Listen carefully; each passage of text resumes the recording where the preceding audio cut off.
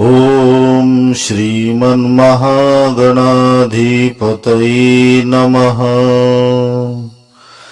गुरुर्ब्रह्मा गुरुर्विष्णु गुरुर्देवो महेश्वरा गुरुर्साक्षात् परब्रह्म तस्मै श्री गुरुवे नमः। ओम श्री राधा कृष्ण चरण कमलेभ्यो नमः। कस्तूरी तिलकं ललाट पटले वक्षस्थले कौस्तुभम् नासाग्रे वरमुक्तिकङ्कणतले वेणुकरे कङ्कणिम् सर्वाङ्गे हरिचन्दनं सुललितं कण्ठे च मुक्तावलिम् गोपस्त्रीपरिवेष्टितो विजयते गोपालचूड़ामणिम्।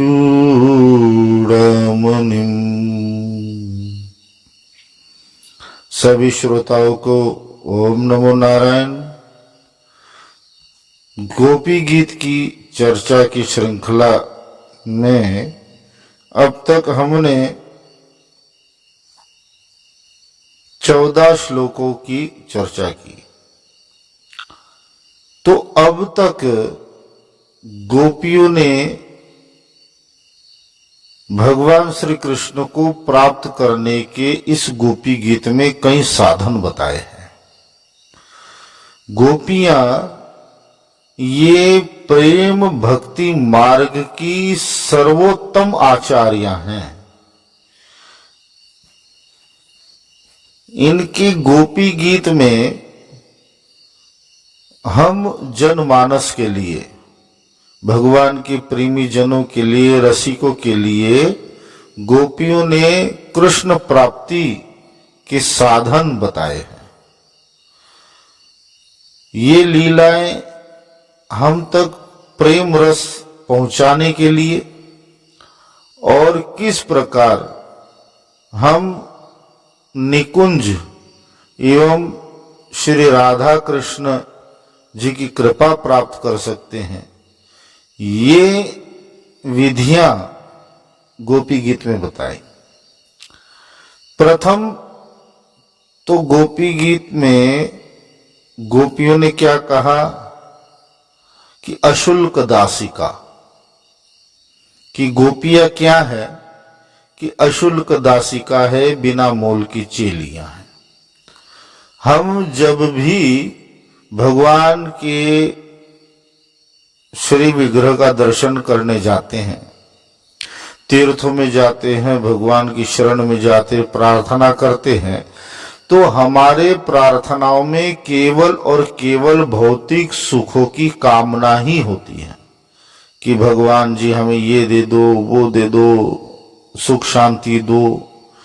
तो हम केवल भौतिक सुखों की, तो ये जो है भक्ति का प्रारूप नहीं है। भक्ति तो उसे कहते हैं जो कुछ मांगे ना, क्योंकि ठाकुर जी को पता है कि अपने भक्तों को क्या देना है और क्या नहीं देना है, क्या इसके लिए हितकर है और क्या अहितकर है। तो इसलिए कुछ मांगने का प्रश्न ही उत्पन्न नहीं होता। यदि मांगा जाए, मोल मांगा जाए, तो वो भक्ति नहीं।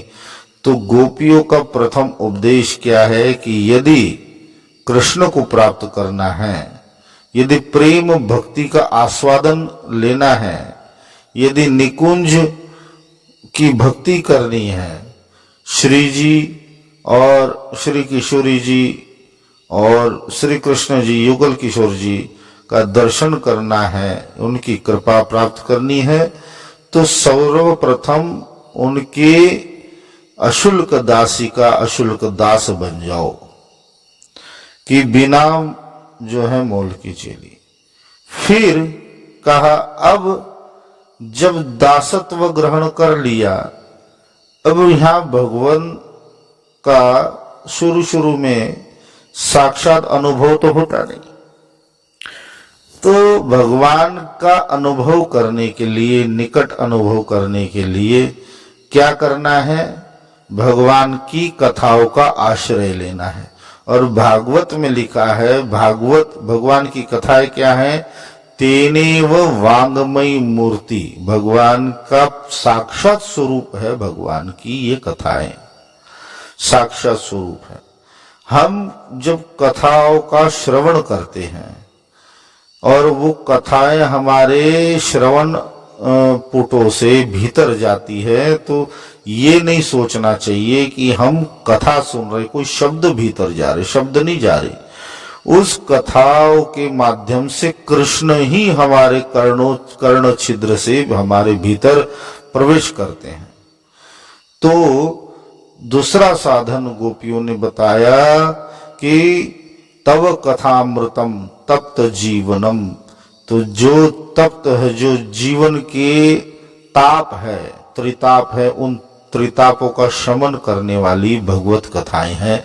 भगवत कथाओं का आश्रय लेना है, इनका पठन पाठन श्रवण मनन चिंतन करना है, क्योंकि भगवत कथाएं साक्षात भगवत रूप ही है। भगवान से संबंधित कोई भी वस्तु वो भगवत रूप ही होती है। तो भगवान की कथाओं का श्रवण करना ऐसा है कि साक्षात श्री कृष्ण ही हमारे कर्ण पुटों के द्वारा भीतर प्रवेश करते हैं। तो इस प्रकार जो है, अब यहाँ गोपियां क्या कहती हैं? आगे जब कथा श्रवण की, उसका पठन किया, अब क्या करना है, ये गोपियां आगे हमें निर्देश देती हैं। गोपियां कहती प्रहसितम प्रिय प्रेम वीक्षणम विहरणम चोति ध्यान मंगलम। गोपियां अब भगवान की लीलाएं जो सुनी, भगवान की कथाएं जो सुनी, उन कथाओं का निरंतर चिंतन करना है। ये नहीं कि कथा श्रवण कर दिया बाद में भूल गए, भगवान की लीलाएं सुनी और बाद में भूल गए, तो भूलने से नहीं होता है। जिन लीलाओं का श्रवण किया है, जिन भगवान के स्वरूप का वर्णन पढ़ा है, सुना है, पठन किया है, उसी का चिंतन निरंतर करते रहना चाहिए। जैसी गोपियां करती है, भगवान के हास परिहास का, रहस्य संविदो या हृदय, भगवान के हास परिहास का, भगवान की वाणी का, भगवान के मिलने का, भगवान की जो है वो दृष्टि का जो है गोपियां निरंतर चिंतन करती है। तभी गोपियों की स्थिति इतनी उच्च जो है उच्च स्थिति को प्राप्त हुई है। तो भगवत कथाओं का आश्रय लेना और उन कथाओं का निरंतर चिंतन करना, ये तीसरा साधन है। अब जो है तीसरा साधन है, अब जब ये भगवान की कथाओं का जब चिंतन होता है, तब भगवान से मिलन की आकांक्षा और उत्कंठा जो है बढ़ती है। और चिंतन इस प्रकार व्यक्ति का बढ़ता है कि अब उसे दिन में और रात में चैन नहीं आता है। तो गोपियों की भी ये स्थिति है, दिन में कृष्ण विरह सहती है, कृष्ण से मिलन की आकांक्षा रहती है, रात में कृष्ण से मिलन की आकांक्षा रहती है। जैसे दिन परीक्षे नील कुंतले उस श्लोक में हमने देखा। तो जब ऐसी आकांक्षाएं बढ़े, तब जो है प्रेम भक्ति रस में प्रवेश प्राप्त होता है। और इसके पश्चात गोपियां क्या कहती हैं? गोपियां फिर भगवान के चरणों का आश्रय लेने की बात करती हैं। अब जब ऐसी उत्कंठाएं बढ़ जाएं, कृष्ण मिलन की लालसा बढ़ जाए, तो हृदय में और कुछ नहीं रखना है। हृदय में क्या रखना है? चरण पंकजम संतमम चते, रमण नह स्तनेश्वर पयाधिहन। भगवान के चरण कमल, चरण चिन्ह अपने हृदय में धारण करने हैं, क्योंकि जब यदि ऐसा ना किया जाए तो भटकने के चांसेस बढ़ जाते हैं, फिर वापस संसार के चक्र में भ्रमण करना पड़ेगा। तो यदि स्थिति को आगे बढ़ाना है, भक्ति रस में और गहरा प्रवेश पाना है, तब जो है भगवान के उन चरण चिन्हों को हृदय में धारण करना, और हृदय में आप स्वयं धारण करने में समर्थ नहीं हो। हम स्वयं भगवान के श्री चरणों का हृदय में जब तक हम भगवान से प्रार्थना नहीं करेंगे, यदि उनके चरण चिन्ह हमारे हृदय में आते हैं तो ये उन्हीं की कृपा से आएंगे।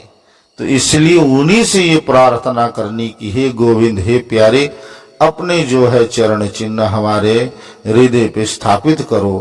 तो इस प्रकार प्रार्थना करोगे तभी गोविंद के चरणों में प्रीति बढ़ेगी और उनके चरण हम हृदय पे धारण कर सकेंगे। और उसके पश्चात जो है भगवान के सूरत वर्धनम जो है शोक नाशन, उसके बाद भगवान के अधरामृत की कामना की गई है। वितर वीर नस्ते अधरामृतम। तो भगवान का अधरामृत क्या है?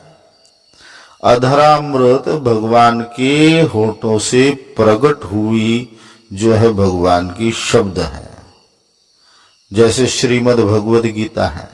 और यहाँ क्या कहा, जो है स्वरित वेणुना सुष्टु चुंबितम, जो है बंसी वेणु, बंसी में भगवान का अधरामृत नित्य प्रति प्रवेश करता है और वही बंसी श्रीहित हरिवंश जी के रूप में प्रकट हुई है। तो उनके द्वारा बनाए गए जो पद है, गाए गए जो पद है गोविंद के, तो वो भी भगवान श्री कृष्ण का अधरामृत ही है। जो भगवान के भक्त गण हैं, उन्होंने जो रसिक गण है, जो उन्होंने जो पदावली लिखी है, मीराबाई ने जो भजन लिखे हैं, सूरदास जी ने जो पद लिखे हैं, वो पद अपनी शक्ति से नहीं लिखे। जब तक उनके हृदय में भगवान का प्रागट्य नहीं हुआ, उनके हृदय में जब तक भगवान का प्रागट्य नहीं हुआ, तब तक वो पदावली नहीं लिख सकते। और भगवान का प्राकट्य होने के बाद जो उन्होंने पदावली लिखी हैं, जो उन्होंने पद लिखे हैं, भजन लिखे हैं, भगवान के जो प्रेमी रसिक जन है, श्रीहित हरिवंश जी, हरिदास जी, मीराबाई जी, सूरदास जी, कुंभनदास जी, ऐसे अनेक हुए हैं। तो वो सभी जो है कृष्ण अधर रसामृत समझना चाहिए, क्योंकि वो भगवान का अधरामृत ही है। तो उसका निरंतर पान करना चाहिए। भगवान का अधरामृत निरंतर पान करना, ये एक साधन बताया कि निरंतर गीता जी का पाठ करना है और अधरामृत यानी भगवान के जो भक्त है उनके द्वारा लिखे गए पद, उनके द्वारा जो लिखी गई निकुंज की लीलाएं, जो है गायन की गई निकुंज की लीला है, इसका सतत श्रवण करना चाहिए और भगवान के इस प्रकार अधरामृत का पान करना चाहिए। और इस अधरामृत का पान करने से क्या होगा? सूरत वर्धनम। तो सूरत वर्धनम, तो भगवान से मिलन की आकांक्षा और अधिक तीव्र हो जाएगी। जितना ज्यादा इस अधरामृत रस का पान करेंगे, जितना ज्यादा इस अधरामृत रस का सेवन करेंगे, उतनी ही उत्कंठा भगवान से मिलने की, मिलन की हमारे हृदय में नित्य प्रति प्रकट होती रहेगी। और इस उत्कंठा से क्या होगा?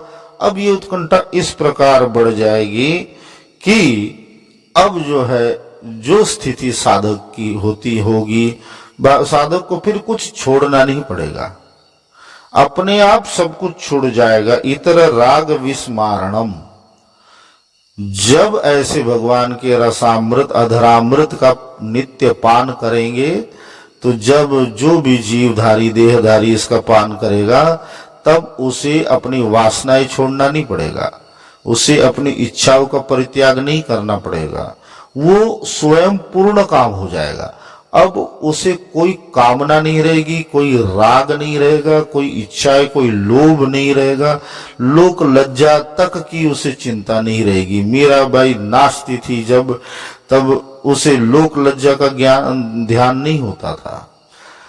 तो इस प्रकार की स्थिति हो जाएगी। और जब इस प्रकार की स्थिति हो जाती है, तब क्या होता है? तब गोपियां कहती हैं, अटति यद् भवान् हि काननम् त्रुटिर्युगायते त्वां पश्यताम् कोटिलकुन्तलम् श्रीमुखं च ते जडोदीक्ष्यताम् पक्ष्मकृदृशम्। एक बार और, अटति यद् भवान् हि काननम् त्रुटिर्युगायते त्वां पश्यताम्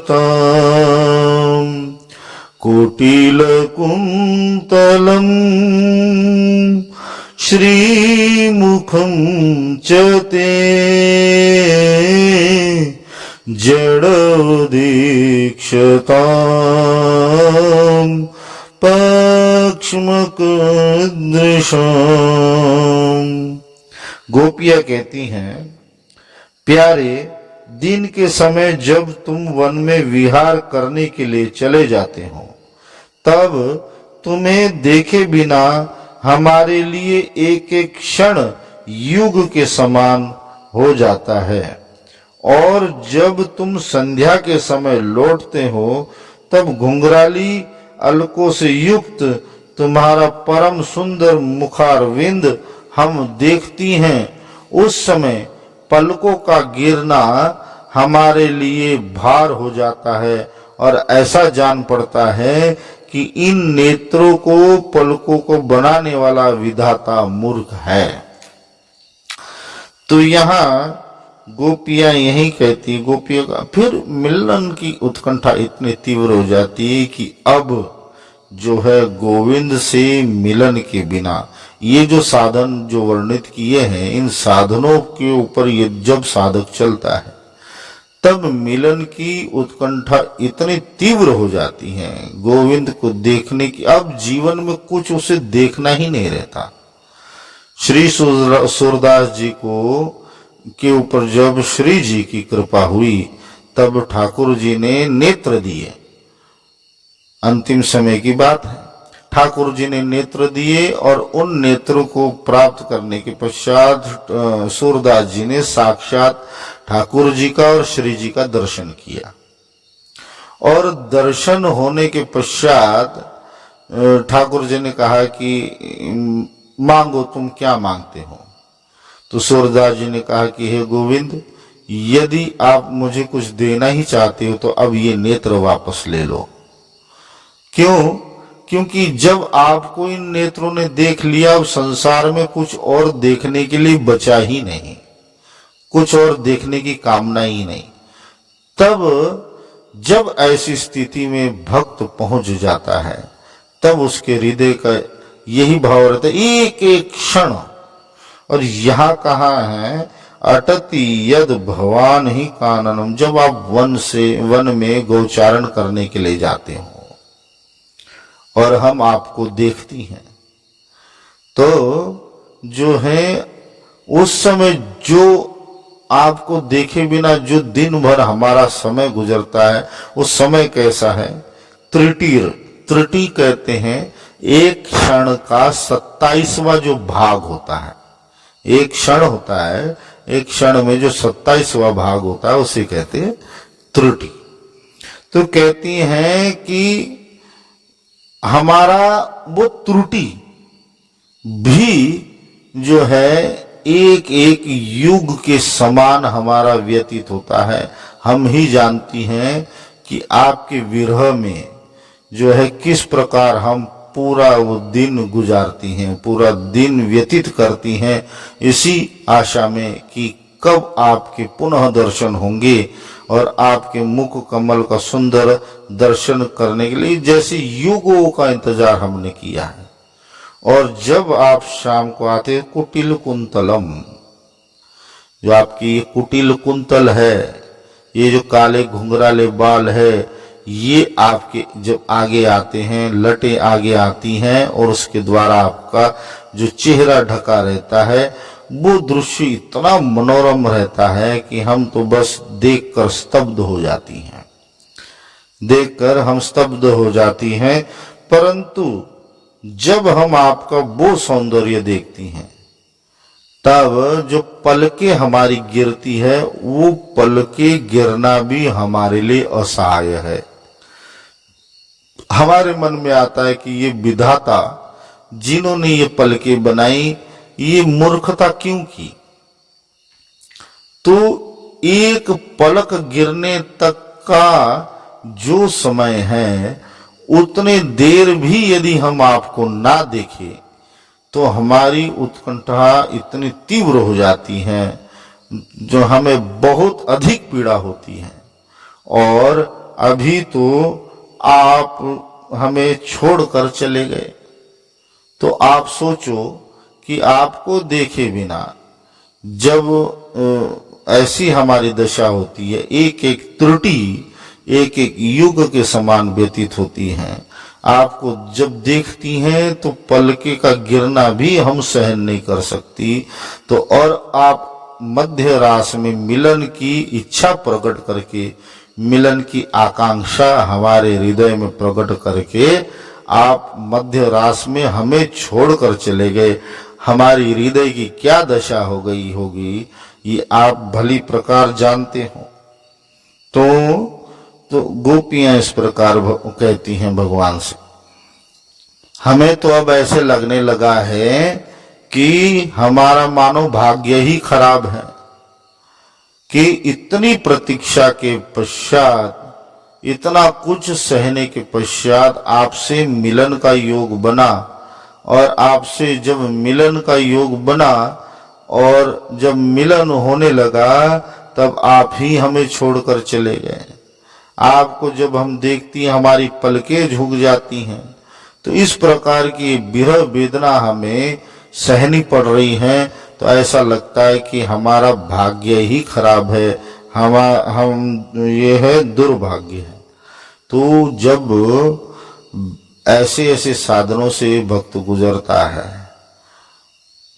अशुल्क दासी का, बिना मोल की चेलियां, कथा अमृत का जो है श्रवण, कथा अमृत की शरण ग्रहण करना, तत्पश्चात भगवान की लीलाओं का निरंतर चिंतन मनन करना, निधिध्यासन करना, और उसके पश्चात जो है भगवान के चरण कमल को हृदय में धारण करना, और उसके पश्चात भगवान के अधरामृत रस का पान करना। और फिर स्थिति ये हो जाती है कि अब जो है गोविंद के सिवा जीवन में कुछ शेष नहीं रहता। आज की चर्चा हम यहीं तक रखते हैं। तो एक बार और, अटति यद् भवान् काननम् त्रुटिर्युगायते त्वामपश्यताम् कुटिलकुन्तलम् श्रीमुखं च ते जडोदीक्ष्यताम् पक्ष्मकृदृशाम्। ओम ओम श्री राधा कृष्ण चरण कमलेभ्यो नमः। जय जय श्री राधे, जय जय श्री राधे, जय जय श्री राधे श्याम।